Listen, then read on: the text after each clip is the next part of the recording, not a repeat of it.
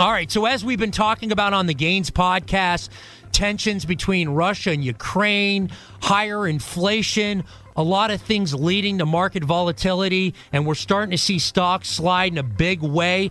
The Dow Theory, we often talk about it with Chuck Carlson on the Gains podcast, has turned bearish. What does that mean? And that begs the question, should we maybe even start shorting stocks?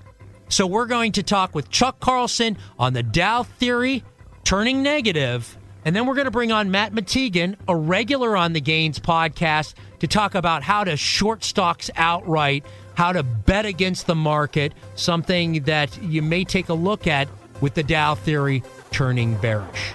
I'm Andy Gersher, and this is Gains.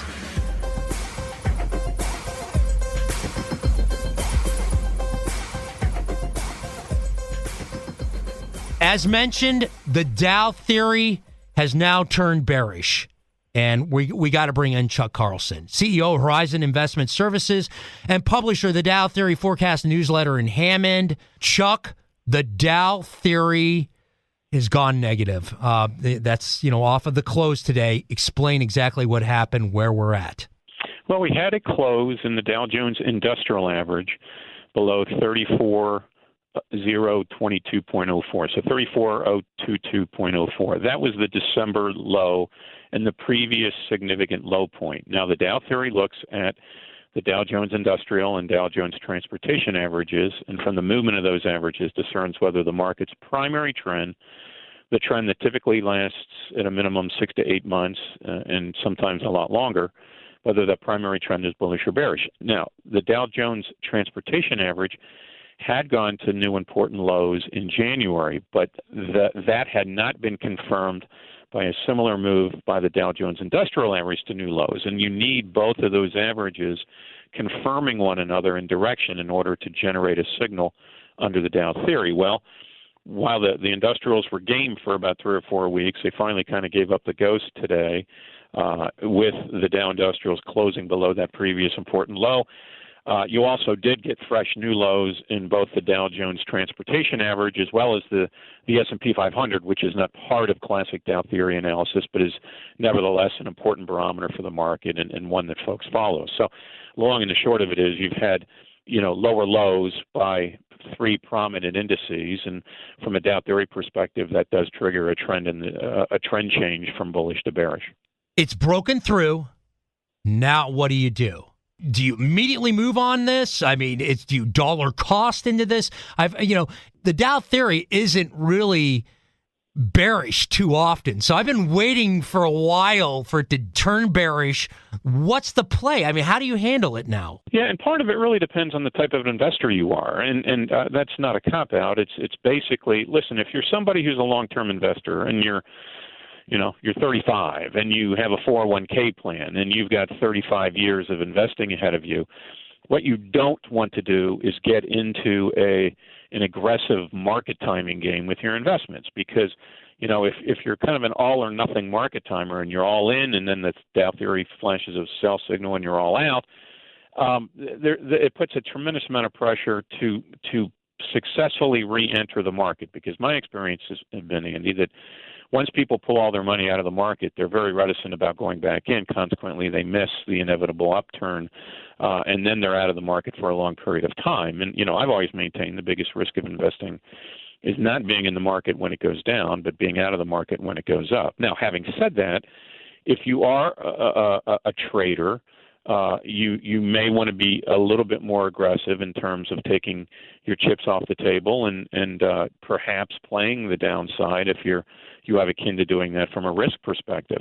If you are somebody who has more of a long-term focus, our point is if you want to take a few chips off the table, that's fine. Now, what's a few chips? Well, let's say you were 100% invested in stocks, dropping that down to 80%. So you still have a healthy exposure to stocks, but A, you've raised funds that you can use to upgrade portfolios, and B, that raised cash will won't eliminate, but it will cushion the downside blow a little bit. And it leaves you then still in a position where you're not solely relying on getting all of your money back into the market when the market turn happens, because you're not going to do that. You're not going to do it successfully. So, stay with your best investment ideas. Raise some cash by trimming your more speculative holdings, perhaps your overweights positions, perhaps some of those stocks that, and we all have them in a portfolio. You don't know how they got in there in the first place. And Right. It's like, why do I have this thing? Well, it's time to get rid of it. Raise some cash, and you're going to have that cash ready here to take advantage, and this is really important, of opportunities that occur during bear markets where you have really quality merchandise coming down along with the bad stuff. And, this is when long-term investors make their money. It's how well are you going to stay engaged, and how well are you going to be able to upgrade your portfolio. When the Dow Theory, Chuck, turns negative, are you, for the day trader, somebody's a little bit more like the gains listener, is it good advice, especially here, to maybe take advantage of a little bit of downside that could potentially be, and maybe short the market a little bit? We're going to talk about that in a minute with Matt Matigian, but what's your thoughts on that? Yeah, sure, you can do that. I think you always need, when you're doing that, to control the risk side of the equation. But if somebody, this is certainly a better time to employ those strategies tomorrow than it was today, because you've had a significant change in the primary trend under the Dow Theory. Now, the Dow Theory can be wrong. It's not foolproof. No market tool is. And you need to kind of be aware of that, and you also need to reflect that in how aggressive you want to be on the short side. But certainly, based on, the primary trend now turning bearish, you would expect a downturn in the market, at least in the near term. Now, it's not going to be straight down. It's not like markets go straight up. There's periods in there where you have rallies and then declines. But what you'll probably see, at least initially, is a series of lower highs and lower lows, and that's when, quite frankly, when the bear markets are stopping, is when you start to see lows stop making lower lows, and you start seeing intermediate higher highs. And again, we're probably well away from that. But the other thing I will point out is that you would mention, should you do something pretty immediately? My guess would be yes. And the reason for that is, you and I have talked about this. There's been significant time compression in the market here, especially when it comes to bear markets. When you look at the last few bear markets, they've been pretty ugly, but they've been pretty brief. And so, if that doesn't mean this one has to be that way. And some might argue that, well, Chuck, we've got some interesting things here that we haven't had in previous bear markets, such as, surging inflation, which is a big differentiator, and maybe this one is going to last a bit longer. We'll have to wait and see. But, the last few they've been pretty aggressive, but they've also been pretty short-lived. So, if you are going to try to work something on the downside, I think I would do that sooner rather than later, and is just my opinion. Beyond just shorting the markets, a full disclosure, I've had some dry powder, as we say, that I built up.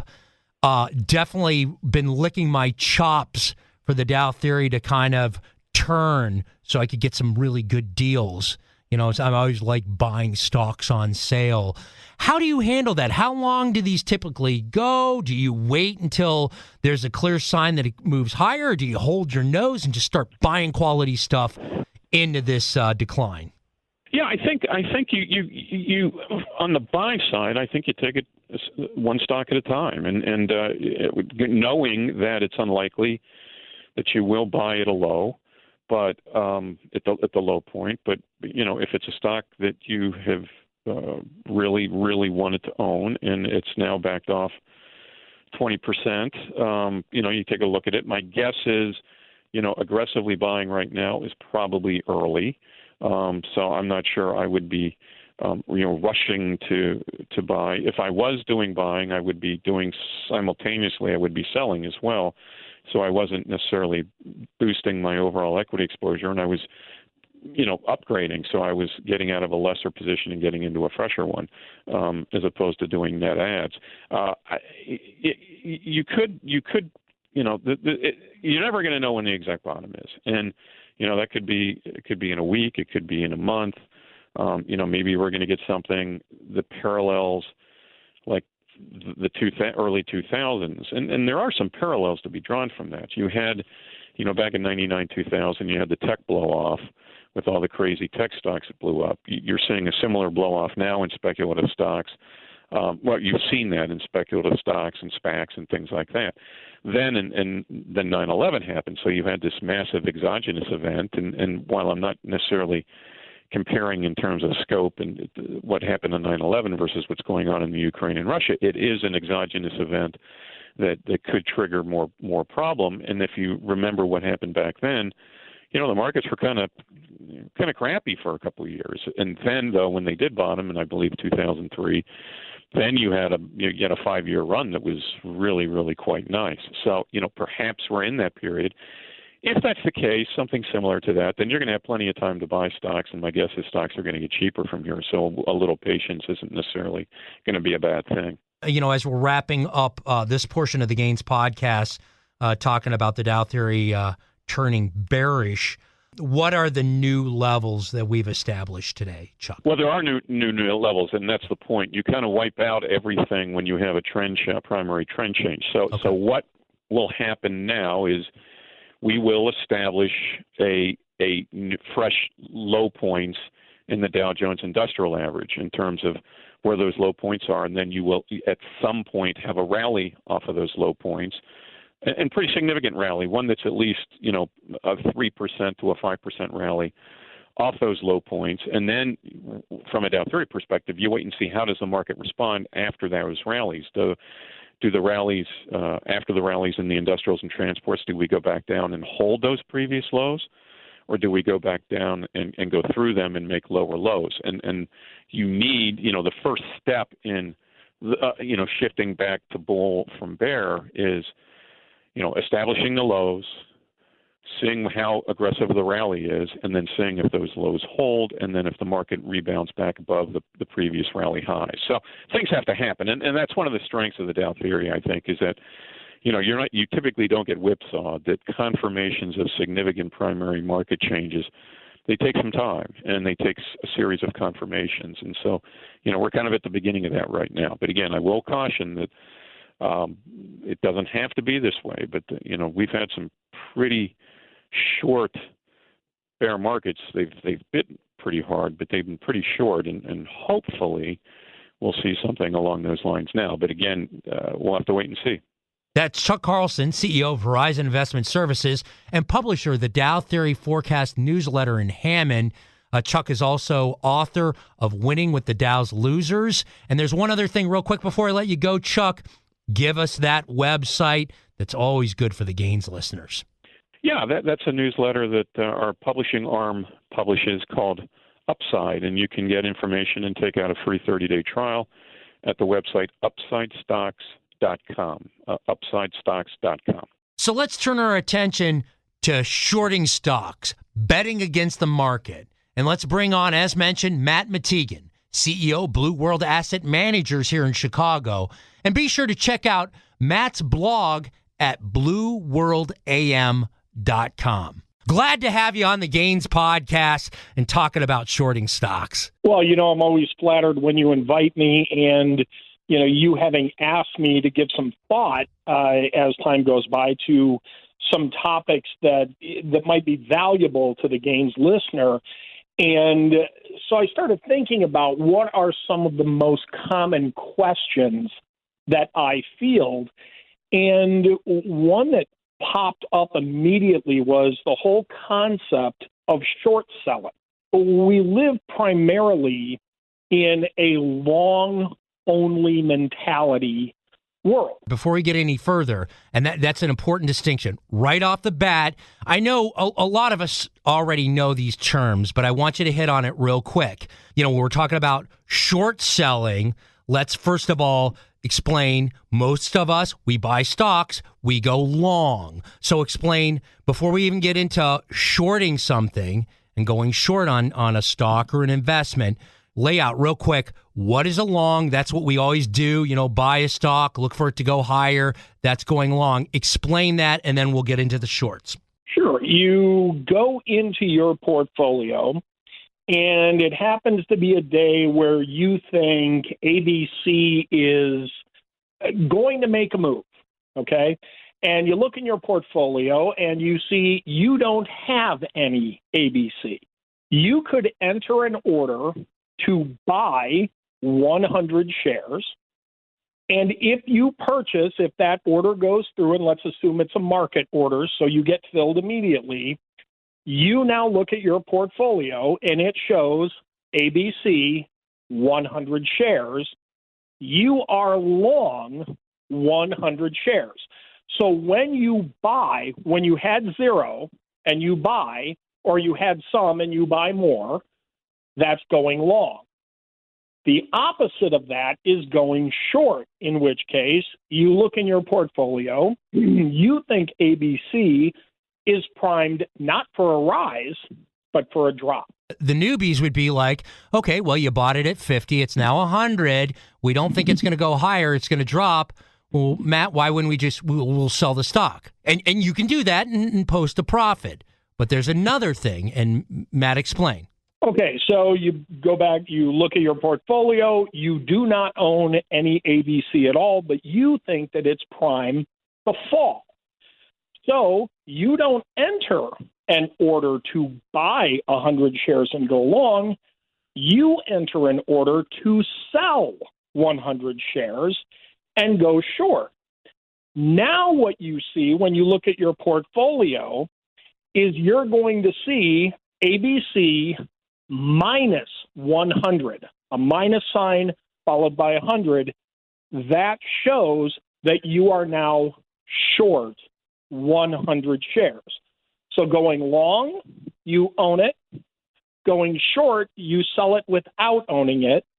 And therein lies the confusion. That's where people really have a tough time getting their arms around the concept of selling something you don't own. And that's the part we're going to talk about today of how to demystify that. Most people who get into stocks, their initial move is to buy stocks that they find at a good price and then hold it with the hopes of selling it at a higher price. If you currently own a stock and it moves to a higher price, you could sell it, you could make a profit. The one thing that kind of explained it to me, when you short something, you're basically selling it at the price that day with the hopes that those shares are going to go down because at some point you will have to buy those back.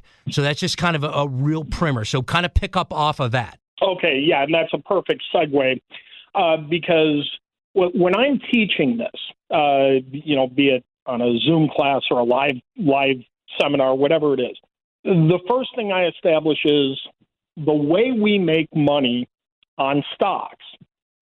We buy low, we sell high, right? Everybody knows that. That's the key. We buy low, sell high.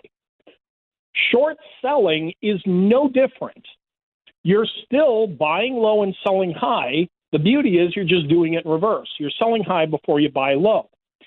So the first thing to understand on your way to understanding short selling and being comfortable with short selling is to understand margin. Most people out there understand margin, but for those who don't, margin, if you have a margin account, and it's worth noting not all accounts are marginable. Certain IRAs are not marginable, but if you have just a regular investment account online, you can set it up for a margin account. What margin allows you to do is use the assets in your account as collateral to borrow money. Now, I'm just using the rules of thumb here. There are exceptions to the rule, but just to keep it simple, the general rule of thumb is you can borrow up to double the value of your account from your broker to buy more stock than you could otherwise afford. So if you wanted to buy 100 shares, go ahead. Real quick, for those who aren't familiar with margin, it's almost like taking a loan. Explain that real quick so the Gains listener understands what margin is. It's like taking a loan to buy. And that's exactly what it is. You are borrowing money from your broker. So if you have an account that stocks and cash, let's just say you have an account that's worth $5,000. Net liquidating value that day is $5,000. You can borrow up to $5,000 more from your broker. So if you wanted to buy 100 shares of $50 stock, you could spend $5,000 and buy that 100 shares. You could also go into your margin account and borrow another $5,000 and buy 200 shares. Half of the money you used isn't your money. You borrowed it from the broker. Okay? So margin is simply nothing more than your ability to borrow cash from your broker in order to buy more stock than you could afford on your own based on your own account value. So it is just that. It's pure and simple. It's a loan. All right. And, at some point, you're going to have to pay that loan back with a little interest. So that's the first part in understanding short selling. You have to have a margin account. You have to have the ability to borrow from your broker. So the concept of short selling, and again, this is the part everybody has trouble getting their arms around. How do I sell something I don't own? Well, we do it all the time. And my favorite example is Girl Scout cookies. Very nice. Very nice. That's I know where you're going with it. It's a very, very good example. Go ahead. I think it is. And people get it when I explain it this way. So you're sitting at home, you're sitting on the couch, you're watching TV, the doorbell rings. There's a Girl Scout at the door, and she sells you a box of cookies. Let's say that cookie, you pay the Girl Scout $10 for that box of cookies. Now, the Girl Scout who sold you the cookies does not own them.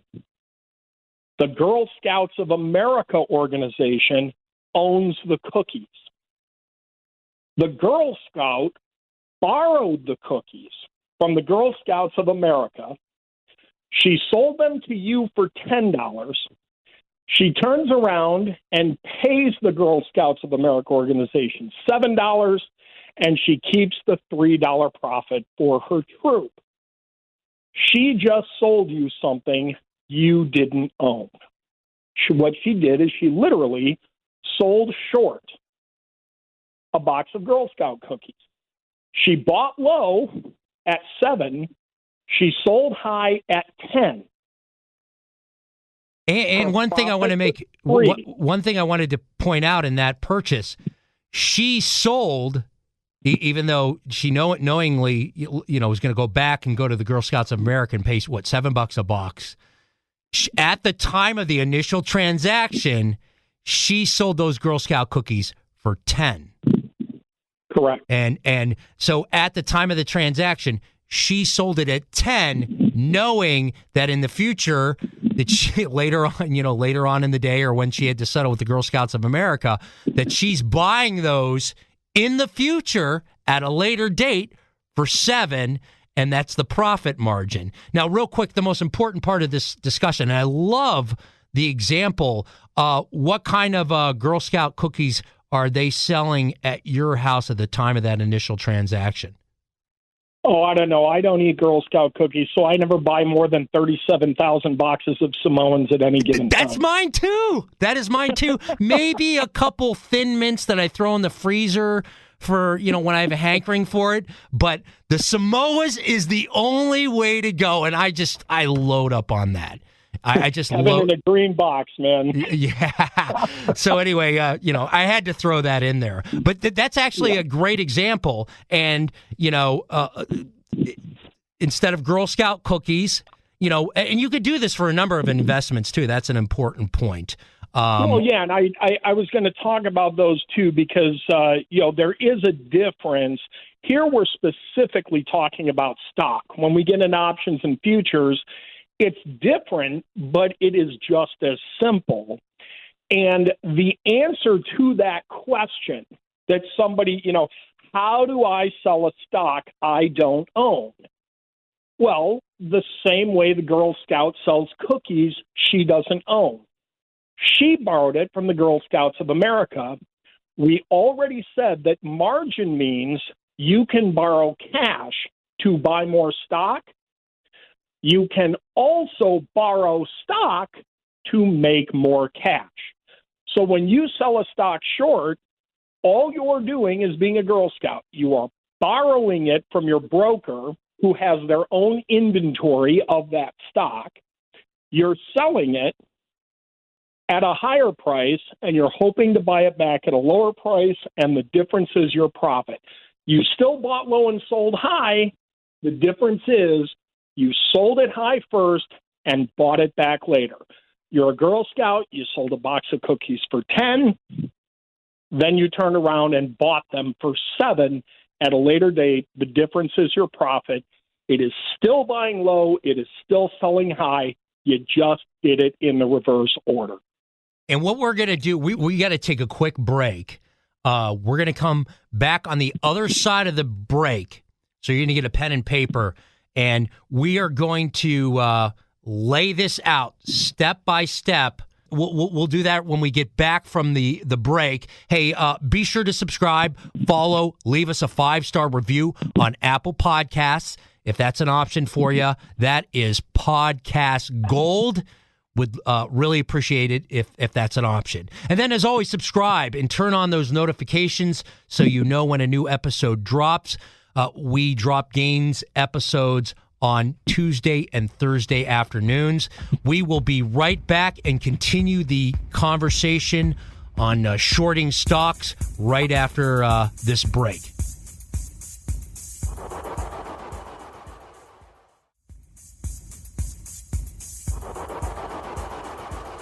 All right, back with Matt Matigian, CEO, Blue World Asset Managers here in Chicago. Be sure to check out Matt's blog at blueworldam.com. As we were heading into break, I mentioned that we're going to use ABC, an imaginary company, ABC Corp. And it's currently selling for $10 a share today. So, Matt, with that being said, we got ABC Corp. We don't have it in our portfolio. It's selling for $10 a share.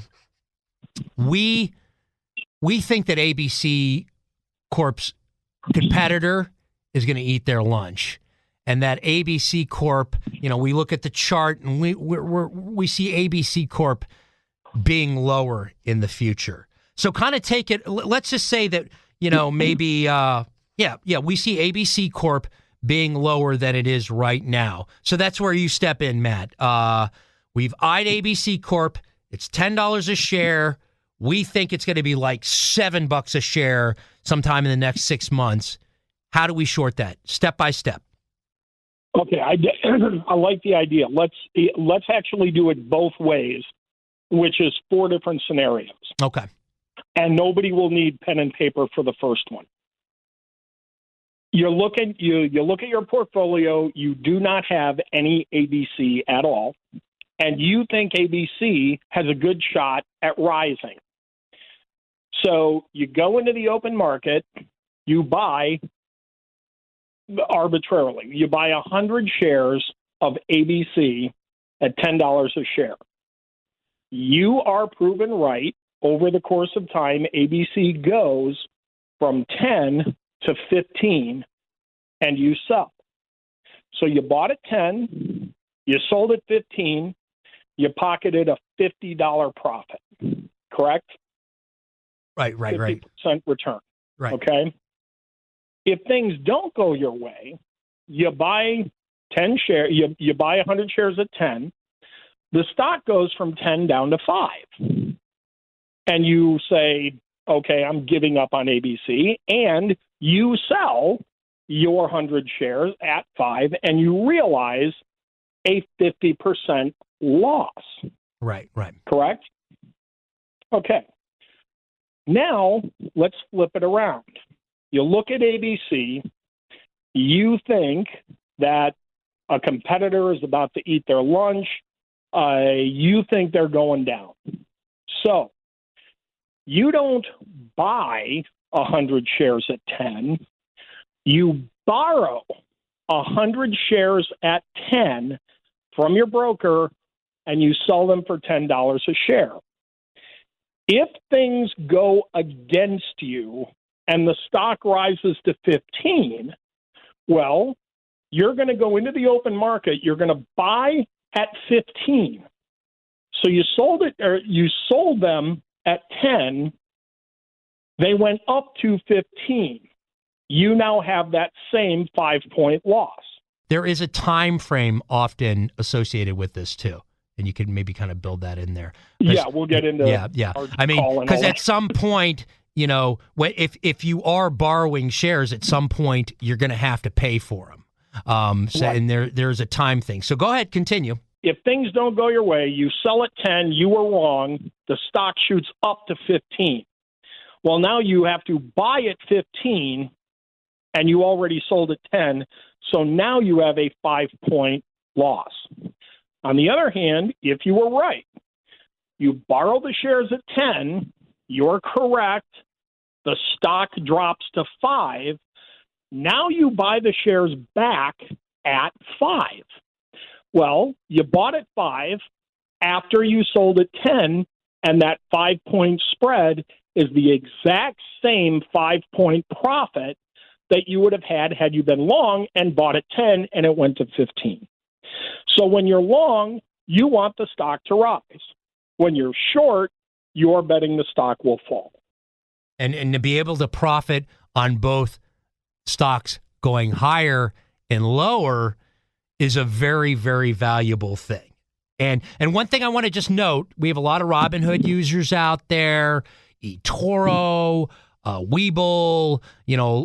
One thing to make note, when you open a Robinhood account, you're going to have to, there's another step to be able to have action or to be able to have access to margin. So there is, when you have a basic account, they're designed, especially like Robinhood, they're, turnkey and designed for people to get in and start buying stocks. Matt mentioned the margin and that kind of thing. And shorting, there is another level to that because with margin, you are borrowing money or shares or whatever, and you're borrowing value. So there is another layer to that. So just make note of that.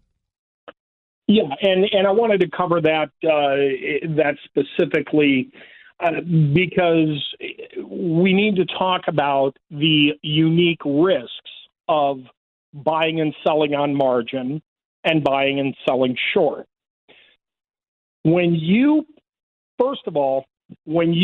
borrow money from your broker, and when I say money, I'll say assets because whether it's cash or stock,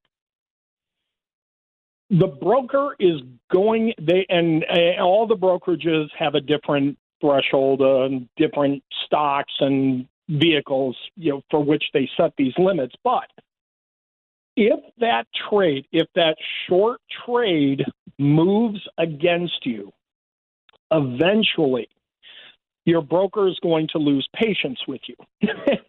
And usually the threshold is right around 75%. So right.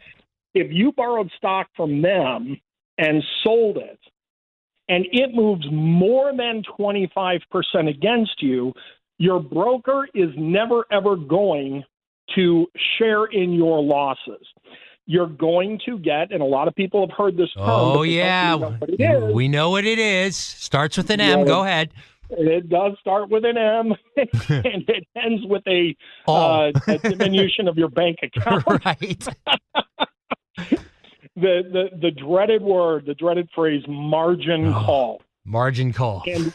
And when you get that margin call, you really have two choices. The margin call is going to say either send more cash to bring your margin balance back up above our threshold, or sell your stock or buy your stock back and take your losses. So if you bought at 10, it shoots up to 20, you get that margin call. You're essentially $1,000 underwater here, and of that, half that money is your broker's based on the loan of the stock. You're going to sell the stock, you're going to buy the stock back, give it back to the broker, and the difference in the loss is yours. All right, so that's point. Well, and the one important point to make about margin call, market calls is this is an example of where you can lose more money than you initially put up as well. So that's just an important point to make there. So there, when you do margin, in the risk of margin calls, there is a lot different degree of risk. And I want you to pick up there. Yeah, absolutely. And again, the perfect segue, because a very, very unique risk associated with short selling. If you go long 100 shares at $10 a share, your maximum potential loss is $1,000. You're long the stock. If you spend $1,000 to buy 100 shares at 10, you have $1,000 invested. You have $1,000 at risk. If the stock goes to zero, you're out $1,000. That's your maximum exposure. What I want the Gains listeners to understand is that if you sell 100 shares short, if you sell 1 share short, if you sell 1,000,000 shares short, your maximum risk is infinite. Yes. Because how high is up. Now, you're going to get a margin call before that stock rises to infinity. But if it's one of those wild, wacky things where something weird happens, short squeeze comes to mind. A short squeeze comes to mind, where and that's where it can get very, very dangerous, because there, when it goes to zero, you can't go below zero. But on the upside, it's infinite, and you've touched on that. Yes, and that is extremely important to know. Now, as we start to, so we've covered what is margin. It's your ability to borrow from your broker. Well, what can you borrow from your broker? You can borrow cash, or you can borrow stock. You borrow cash to buy more stock. You borrow stock to make more cash. So that, it's all a very neat, tidy little arrangement. If you recall, now I'm going to circle this back to the whole, how to use options to limit risk. Right. We talked about that in a previous Gains episode, which you may check back, because this ties really nice with that episode we did earlier. Just go back. I don't know what it's been, maybe 2 months.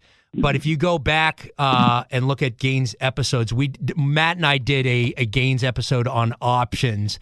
That's a must listen to, since we're talking about this. So if you haven't listened to that, after listening to this episode, go back and check the options thing. Go ahead, Matt. Yeah, and I'll echo that. Please do go back and check that, because in that episode, one of the things we described, options have the reputation of being very risky. What we described is how you use options, how you can use options to absolutely limit risk. If we are advocating, now just to review, a put is the right to sell 100 shares of stock for a predetermined price for a predetermined amount of time, and a call is the right to buy 100 shares of stock for a predetermined price for a predetermined amount of time. So if you buy that stock, 100 shares of stock at $10 a share, and you pay $100 to buy a put with a strike price of $10 a share, well, you have $1,000 invested, but you only have $100 at risk, because even if the stock drops to zero, that put gives you the right to sell your 100 shares at 100. Right. Okay. Right. So we talked about how you can use the put as insurance against catastrophic loss in your long positions. Now, if we advocate the use of puts as insurance against long positions where your ultimate risk is defined, we sure as heck are going to advocate the use of options to limit your risk when it is otherwise unlimited, right? Right. So if you buy a put to limit your risk on a long position, you're going to buy a call to limit your risk on a short position. And that's how you can manage the risk of shorting a stock that you think is going down, but eliminate the possibility of the unlimited risk and stay out of the margin call if the thing moves against you. Now, there is one other way that's not quite as complicated that you can use some tools to make money when indexes go down. And what comes to mind is the pro shares that are shorts. These are ETFs. Like, for instance, we talked about how the Dow has turned negative. The Dow Theory, that is. The Dow Theory has turned negative. If I want to short, and this, you buy these like a stock. This is a little different. So this is a little more turnkey for those newbies and Robinhood, and they just want to maybe bet against the market. You know, ProShares has ETFs, exchange traded funds. DOG, D-O-G is the ticker.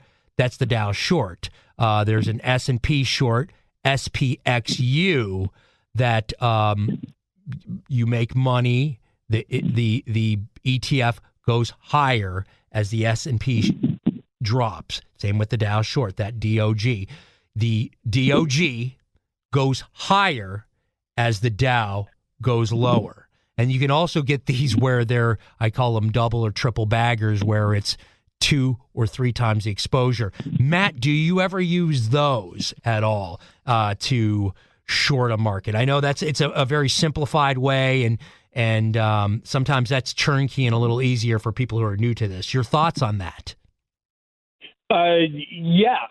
As a matter of fact, I do. And like you said, the whole idea behind the inverse ETF is when we're talking about the basic inverse ETF, if the S&P drops by 1% on a given day, the inverse ETF that tracks the S&P 500 goes up by 1% on a given day. So if on a given day you have the general sense that the market in total is going to fall out of bed, you can simply go long the inverse ETF. Now, it's much easier for people to get their arms around that because you just go in and buy, 5 shares, 10 shares, 100 shares, whatever it is, just like any normal shares. But you need to understand that the underlying assets in that are short positions. Right. And that's how they move opposite the direction. So, and I know you were trying to keep that part simple, but just to make this, hopefully a little sexier, what I do is there is a particular ETF, VIXY. It goes up when the VIX goes up. The VIX goes up when the market goes down. This is a tool that is designed to lose value.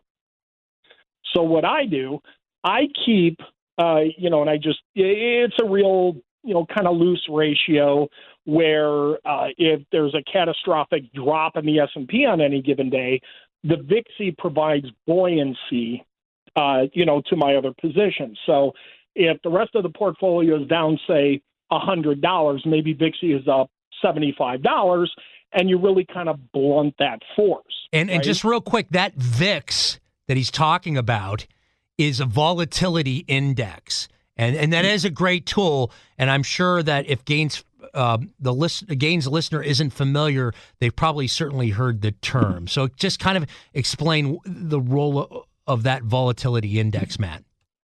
Okay, yeah, without going into the nuts and bolts, which, like most of this stuff is, right? There's a lot of words here, but in the end, the concepts are very simple. It's just a matter of getting comfortable with the words, and the VIX is no different. The VIX responds to market volatility. So, and it is tied directly to the performance of the S&P 500. And when I say the performance, I mean the options premiums levels in the S&P 500 stocks. So, on any given day, if volatility is rising, it means the market is falling. If the market is falling, it means the VIX is rising. And a lot of investors use the VIX as a barometer for whether or not to be long or short the market, depending on what its level is.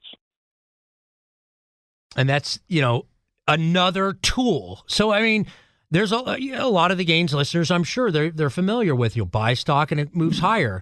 But this is a way you can still make money in a down market. And you can either do it by shorting stocks outright, like we've talked about the bulk of this, or using these exchange-traded funds, these tools, these inverses. Now, one other question for you, Matt, is when you use these, do you just go straight, or do you use them where it's 2 times or 3 times, a double bagger or triple bagger? Explain that. These ETFs, there's some that will give you mentioned single exposure, but then there's also double exposure or even triple. So, for example, if you're shorting the Dow, just as an example here, if you're shorting the Dow, a Dow short, which I mentioned, ticker DOG, DOG, that's if the Dow moves 1% down, that ETF will move 1% higher, roughly. And then, but then you have the option where, as I mentioned, 2 times or 3 times the exposure, where if you have let's just use the Dow again, a Dow ETF, a Dow short ETF, say that Dow goes down 1%, the Dow short ETF times 3 actually is up 3%. So do you ever use double or triple baggers when you're using these tools as well? I do, however, we got to throw a bunch of caveats in here. Fair enough. The thing about the ETFs, even the single ETFs, unlike the indexes, if you were to buy the spiders, for example, that is an exact 10% replica of what the S&P does on any given day, the inverse ETFs have to reset to 0 at the beginning of the next trading day. So what that means is, first of all, it's a mathematical computation, so the math isn't always perfect. If the S&P goes up by 1%, the inverse ETF might drop by 1 or 1.25%. But then the next day, it has to reset to 0. And now if the S&P goes up another 2%, that ETF might now drop 2.75%, which is added to. It's kind of like bowling. It gets added to the loss of the prior day. So you can have what is called a compounding loss. Okay? Yes. Those losses can pile up. So it's very important to understand this about the inverses. So that explains these ETFs, especially you mentioned just the straight, one. It gets worse the more it's leverage, a 2 or 3 bagger. There is deterioration. That explains for the deterioration of price. Go ahead. I'm sorry. Correct. That's why the inverse vehicles, whether it's a 1-to-1 or whether it's a 3-to-1. Now, how does it move 3-to-1? Well, simple. They're highly leveraged. They're borrowing money in stock to get into these positions too. They are typically the tool of day traders. Yes, the deterioration can really impact you over time. I've even seen situations where if you look at a market over the long haul, you would be like, well, it's down 10% and it's a triple bagger. That person should have made 30, and they didn't even make money on the trade because the way it closed and the intraday trading. Just explain that real quick. That's an important point. Yeah, and that's exactly the compounding effect we're talking about, because, again, whereas the S&P or the Dow or the NASDAQ, there are 1-to-1 to 4-to-1 to I've even seen now 5-to-1 vehicles that are out there. The underlying index that they trade against floats. A 1% drop today means a 1% open in the morning, all things being equal. All of these have to reset to zero every day. So a 1% loss today plus a 2% loss tomorrow can be a 4% loss by the end of the week. Right. Because think of it like bowling. If you roll the ball and you knock down 9 pins 10 frames in a row and never get a spare, you've got a 90, correct? Right. If, on the other hand, you roll 10 frames and you knock down 9 pins plus 1 pin on all of those 10 frames, you're north of 200. Right. That's a good way of explaining it, actually. Okay, so it works the same way with the inverse ETFs, and that's why they are typically in the domain. They're typically in the domain of a day trader. As a matter of fact, if you were to go in and purchase the VIXY, for example, which is the equivalent of the SPY, the VIXY is to the VIX what the SPY is to the S&P 500 index. Right. If you were to go in and buy that and you hold that position overnight, you're going to have a message waiting for you when the screen, when you turn your screen on in the morning that says, hey, you better damn well know what you're doing because day traders do this. You're not supposed to hold these. Right. Now, short-term vehicles they're used for. Correct. All that said, I have held a multi-hundred share position in VIXY forever. I use it as a hedge. Knowing me as you do, how do you think I combat the concept of the diminishing return, of the compounding loss, having held it for many years? Well, you're covering it with your option play. Absolutely. I'm selling covered calls against the position. Right. Now, that's a great strategy. I think they implement it at even, there's even ETFs or companies that implement that. But go ahead. That's a great strategy. Explain. It is a great strategy, but I offer it for entertainment value. As all of this, there's a lot of entertainment value. We do talk on the Gains episodes a little bit more than your let's say conservative investor. So that kind of goes with the territory here. Right. And this is the thing that we've talked about with regard to Gains.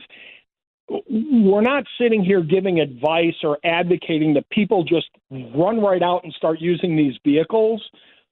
What I want to do, what you said you want to do, I just want to make people more aware of the additional tools available that they can go out and research and study, learn more about. Call you, call me, send me an email, whatever it is, however you want to do it. But there are 10 million opportunities out there, from podcasts to YouTube to live events, that talk about these things. I just want to bring awareness so that people can be more than just one-dimensional investors.